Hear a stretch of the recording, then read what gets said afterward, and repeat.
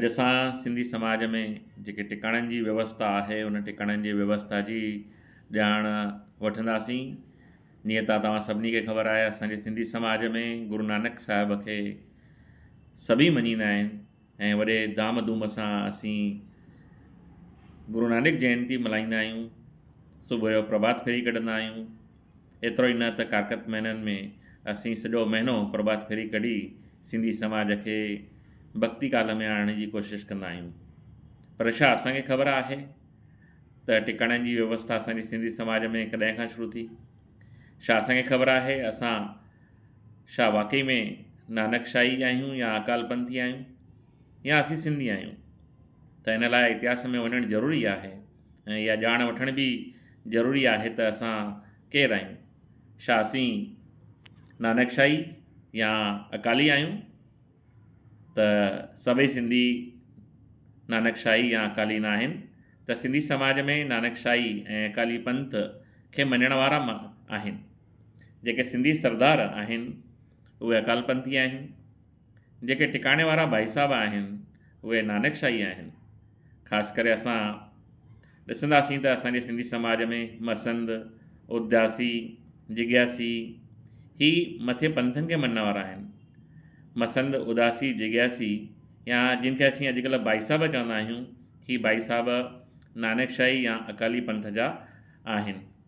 ऐं सभ खां पहिरीं गुरु गोविंद सिंह अकालियुनि खे शिकारपुर सिंध में सिख धर्म जो प्रचार प्रसार करण लाइ मोकिलियो हुयो ऐं तंहिंखां पोइ सिंधी समाज में सिख धर्म जी स्थापना थी या सिख धर्म खे मञण जी शुरूआति थी।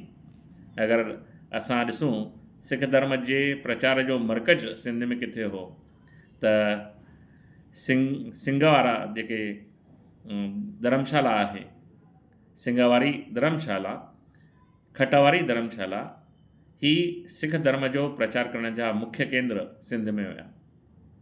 सिंगनि वारी जी धर्मशाला शिकारपुर जे शहर में सिख धर्म जो वॾो फैलाव कयो।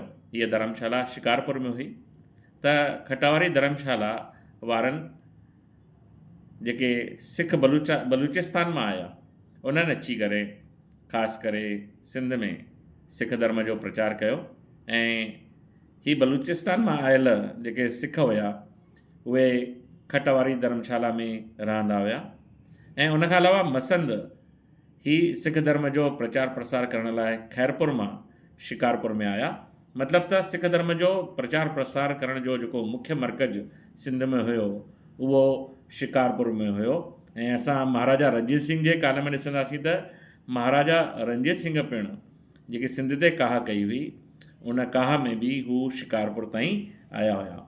इन जो मतिलबु त सिंध में जेको सिख धर्म जो प्रचार प्रसार थियो या नानकशाही या अकाल तख्त जो प्रचार प्रसार थियो उहो शिकारपुर पासे खां वधीक थियो। सिंधी खालसा कीअं थिया? असांजे सिंधियुनि में सरदार आहिनि जंहिंखे असां खालसा चवंदा आहियूं। त उहे खालसा कीअं थिया? त हुनजो अगरि असां इतिहास ॾिसूं त ईअं ॾिसण में ईंदो कि 1836 में राजा रणजीत सिंह सिंध ते काह कई ऐं हू शिकारपुर सिंध ताईं हली आयो, काह करे हली आयो। पर अंग्रेज़नि जे विच में अचण सां छा थियो कि मीरनि ऐं सिखनि में सुलह कराई वई ऐं राजा रणजीत सिंह खे मीरनि खां सालियानो धन जो आहे जेको असीं चऊं अॼु जे हिन में कि हिकु हफ़्तो, उहो धन जो हफ़्तो, सालियानो हफ़्तो क़बूलु करायो वियो ऐं उहो क़बूलु कराइण खां पोइ महाराजा रणजीत सिंह जी जेकी सेना हुई, जेको लश्कर हुयो, उहो सिंध मां वापसि मोटियो।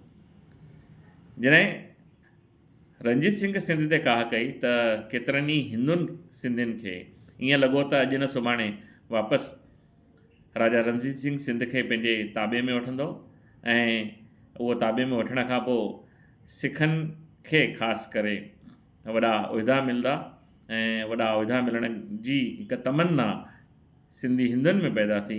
त उन विचां चङा हिंदू सिंधी मुस्लमान थियण जे बजाए हू केरु थिया? खालसा थिया। ऐं उन्हनि खे तमन्ना हुई त अगरि सिख सिंध ते कब्ज़ो कनि था या सिंध खे ताबे में वठनि था त असांखे पिणु वॾा उहिदा मिलणु खपनि। छो जो अगरि सिख सिंध खे कब्ज़ो कनि था त जेके वॾा पद मिलंदा उहे वॾा पद खालसनि खे मिलंदा।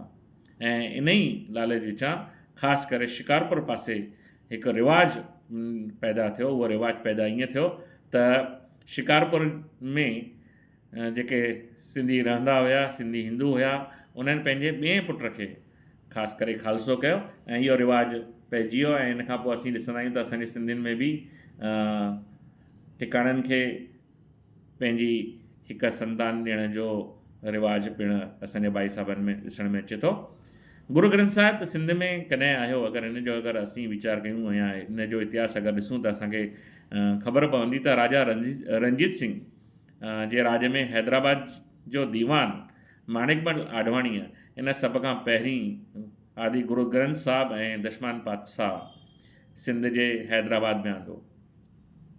चयो वेंदो आहे त तॾहिं खां ई सिंध में टिकाणे जी व्यवस्था शुरू थी। पर उनखां पहिरीं अगरि इतिहास ॾिसंदासीं त ईअं ॾिसणु वेंदो कि जॾहिं माणिकमल आडवाणीअ राजा रणजीत सिंह जे राज में राजा रणजीत सिंह जे दरबार मां गुरु ग्रंथ साहिब सिंध ॾे आंदो ऐं सिंध ॾे हैदराबाद में अची उन गुरु ग्रंथ साहिब खे विराजमान करण लाइ जेका उनखे जॻह मीरनि ॾिनी हुई, उन जॻह तां हिकु वाद निर्माण थियो, ख़ासि करे सिंधी हिंदुनि ऐं मुसलमाननि में। त मीरनि इन जी सुलह कराए करे हिकु जेका चइबो आहे जेकी जॻह ॾिनी हुई उहा जॻह मस्जिद लाइ आरक्षित हुई। उन जॻह ते गुरु ग्रंथ साहिब कीअं रखिजंदो त इन लाइ मुसलमाननि सिंधियुनि में हुते विवाद थियो हुयो। पर मीरनि ॾिठो त अगरि असीं गुरु ग्रंथ साहिब जे लाइ जेकी जॻह ॾिनी आहे उहा अगरि न ॾिनीसीं त थी सघे थो राजा रणजीत सिंह वापसि असां ते काह करे पए। इन करे हुननि हिकु विच जो रस्तो कढियो, जेकी जॻह माणिकमल खे ॾिनी हुई उहा जॻह उन्हनि खे ॾिनी ऐं जंहिं जॻह जो विवाद हो उन जॻह जे विवाद खे उन समाधान करण लाइ उहा हिकु जॻह ख़ासि करे जेकी मस्जिद जे लाइ जॻह हुई उहा हैदराबाद शहर जे ॿाहिरि मुसलमाननि खे ॾिनी वई ऐं हिकु वाद मिटायो वियो। ऐं तॾहिं खां ई गुरु ग्रंथ साहिब जी हिकु शुरूआति सिंध में असांखे ॾिसण में अचे थी। ऐं टिकाणनि जी जेकी शुरूआति आहे इहा टिकाणनि जी शुरूआति हिन गुरु ग्रंथ साहिब जे अचण खां पोइ ई थी। टिकाणे जी देखभाल करण लाइ उदासी जॻियासी ऐं मसंद नाले जा भाई साहब हुया, जिन खे टिकाणनि जी देखभाल करण जी, पूॼा करण जी, सेवा करण जी व्यवस्था ॾिनी वई। सिंध खां वठी अॼु ताईं असां ॾिसी सघंदा आहियूं त टिकाणनि में असांजूं सिंधी जाइफ़ूं न्याणियूं ही गुरुमुखीअ में गुरु ग्रंथ साहिब जो पाठ कंदियूं आहिनि ऐं ही पाठ तॾहिं खां ई शुरू थियल ॾिसण में अचे थो। ऐं ख़ासि करे सिंधी जाइफ़ुनि खे गुरुमुखीअ में वॾी महारत हासिलु आहे। मसंद नाले जा भाई साहब जो कमु छा हुयो, अगरि ॾिसूं त मसंद ही एक्चुअली भाई साहब न हुया, पर मसंद सॼी सिंध में फैलियल हुया। असल में हिननि जो कमु हुयो ही गुरुजनि जा खजांची हुया। गुरुनि हिननि खे सिंध जे टिकाणनि जो कारोबार संभालण लाइ ॾिनो हुयो या हुन कारोबार संभालण जे लाइ हलाइण लाइ उन्हनि खे मुक़ररु कयो हुयो। पर जीअं त वक़्तु गुज़रंदो वियो ऐं ही पिणु भाई साहब सॾाइण में अचणु लॻा ऐं ही पिणु गुरु ग्रंथ साहिब जी देखभाल करणु लॻा। ईअं मसंद नाले जा जेके भाई साहब आहिनि उहे भाई साहब सिंध में रहिया। अगरि असल में ॾिसूं त मसंद ही पंजाब ऐं बलूचिस्तान खां आयल आहिनि ऐं ख़ासि करे खैरपुर में ऐं शिकारपुर में ही वधीक ॾिसण में अचनि था। पर टिकाणनि जी जेकी माली कारोबार आहे उहो माली कारोबार हलाइण लाइ ख़ासि करे ही मसंद सॼे सिंध में फैलियल हुया। सिंधी समाज में जेके टिकाणा आहिनि उहे टिकाणा छा आहिनि, छो चइबो आहे उन्हनि खे टिकाणो, त अगरि उनजी असीं ॼाण वठूं त ईअं ॾिसण में ईंदो कि जंहिं जॻह ते गुरु ग्रंथ साहिब विराजमान आहे, जिते सभई पंहिंजो मथो टेकींदा आहिनि ऐं मथो टेकण वारी जॻह जेकी आहे उन जॻह खे असीं टिकाणो चवंदा आहियूं। ही हिकु ॼाण जेकी मूंखे हुई उहा अव्हां जे साम्हूं रखण जी कोशिशि कई आहे। अगरि तव्हांखे इन जी वधीक ॼाण वठणी आहे त ॿ किताब तव्हां ज़रूरु पढ़ंदा।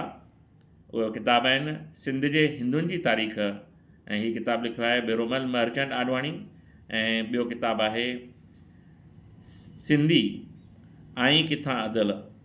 सिंधी ऐं किथां दिलि ही ॻल डोडेजा जो किताबु आहे। ही 2 किताब तव्हां पढ़ंदा त तव्हांखे ॼाण मिलंदी असांजे इतिहास जी, असांजे सामाजिक इतिहास जी। ऐं हीअ मां अॼु तव्हांजे साम्हूं टिकाणनि जी ॼाण रखी आहे।